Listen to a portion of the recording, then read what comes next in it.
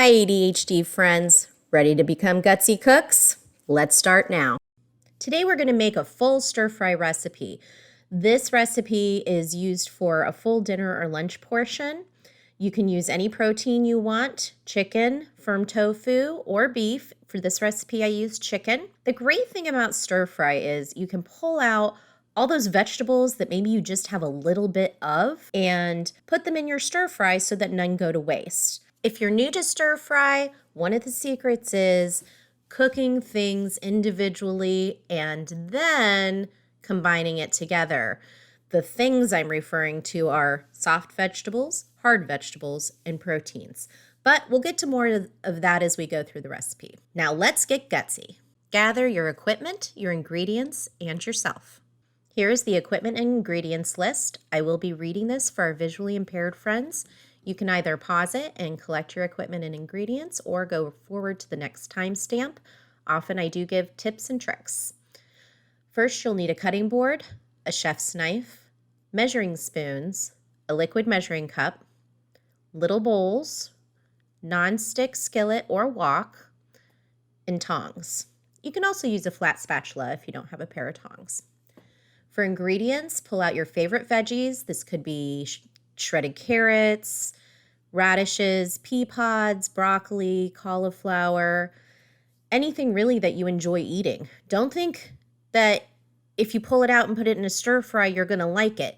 If you don't like broccoli out of sight of stir fry, you're probably not going to like it inside a stir fry either.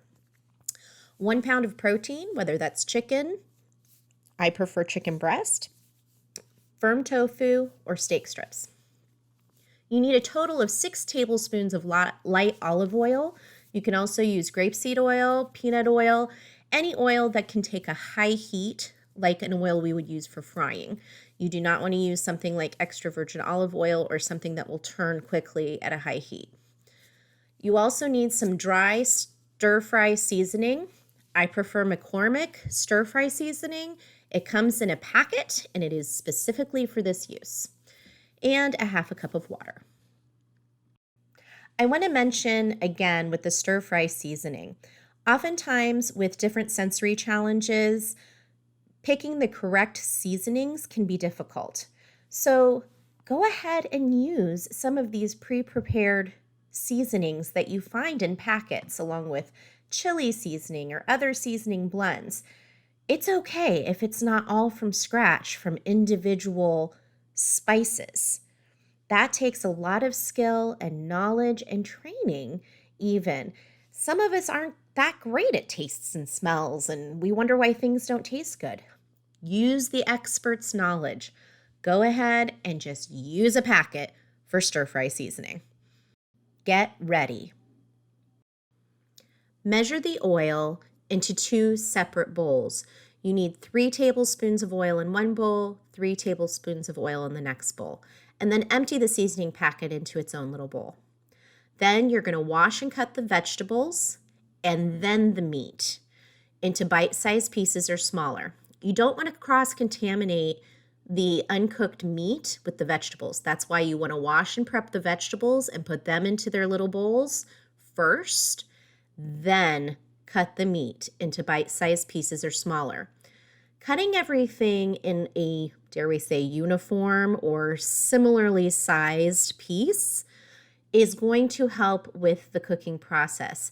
If you have large chunks and small chunks both, things won't cook evenly. So this is where your cutting and knife skills will come into play.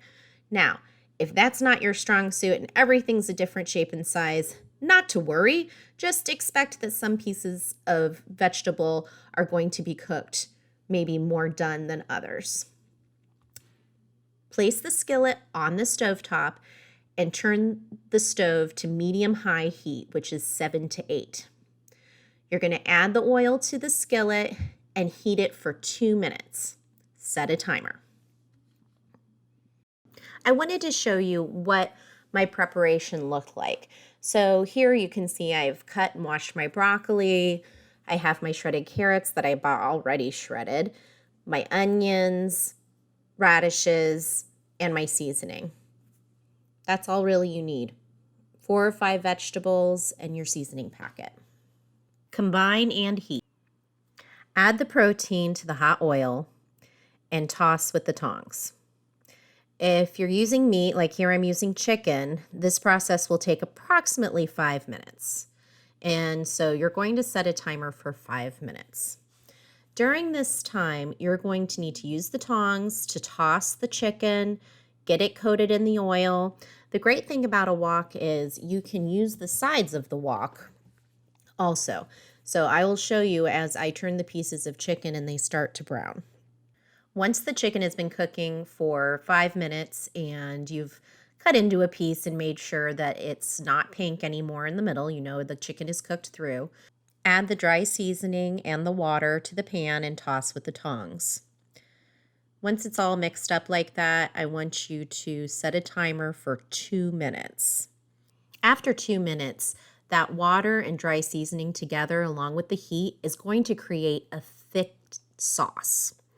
So once that sauce has thickened, you're then going to toss the meat again and make sure that everything is thoroughly covered. And you can see the difference here, how that's thickened up, it's sticking to the sides.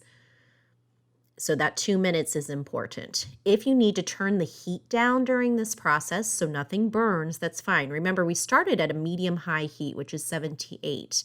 So the key to not burning things in the kitchen is to go low and slow oftentimes. Turn your heat down. Keep an eye on it. You can see here we're starting with an almost clean pan again. You'll say, why are we doing that? I do not want to clean my pan in the middle of the meal. You don't have to, but I find in order to regulate the heat and have every part of the dish cooked properly, it really is best to go ahead and cook the protein first, wash the pan, and then start again. So you see we're adding our second set of 3 tablespoons of oil to the pan, and again, you're going to heat that for 2 minutes. Set a timer. Then we're going to start with the heartier vegetables, the ones that take longer to cook. Starting off here, I started with the onions, then the broccoli. If you were using cauliflower or larger carrot sticks rather than shreds, all of those things take a little longer to cook. And by longer, I mean 2 to 3 minutes as opposed to 1 minute. Once you get your hearty vegetables in there, I want you to set a timer for 2 minutes. Overcooked vegetables don't have as much flavor and they become mushy, not a texture most of us enjoy. So you can see how that broccoli, the green has really come out compared to when we first put it in the pan. And it really only needs 2 minutes. Stir-fry vegetables are generally crunchy, and what you're doing is just enhancing the flavor of the vegetable itself. You'll notice at the top left-hand corner of your screen, I also put a glass of water and a ladle there. Oftentimes when using a wok, a great way to control the temperature is to add some water if it's getting too hot. The water also helps to steam the vegetables just a little bit. Now we're going to add our softer vegetables or smaller pieces of vegetable, such as you can see here, the carrots and the radishes. This is also where I would add pea pods or bamboo shoots, or if you wanted to get water chestnuts, some of the more traditional Asian vegetables. Now see here, it's a little hot and dry in that pan. I don't want to add more oil, so I'm going to use some water. Number one, it'll cool it off just a bit, give a little bit of steam to the pan, and help me control the temperature a little bit better, excuse me, so that nothing gets burned. Now, here I'm adding a little extra dry seasoning and some water. You do not have to do this a second time. However, I like to season my vegetables separately because some members of my family do not eat meat. So this is a way where they can have a side dish of stir fry before I add the meat to it. Finish and serve.